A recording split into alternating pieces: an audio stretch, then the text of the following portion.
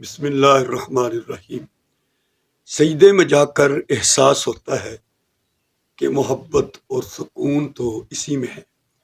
صرف ایک سجدہ اور ایک طویل سجدہ کر کے دیکھیں، جیسے ماں کے قدموں میں بچہ سر رکھ دے تو ماں پتہ کیا کرے گی؟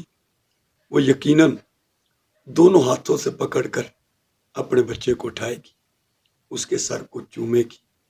تو کیا یہ ممکن ہے کہ ہمارا رب ہمارے جھکے سر کو محبت بھرا جواب نہیں دے گا؟ وہ تو ماں سے بھی زیادہ محبت کرنے والا ہے۔ وہ تو اپنا تعارف ہی رحمان اور رحیم سے کراتا ہے کہ میں بہت مہربان ہوں، میں بہت رحیم ہوں۔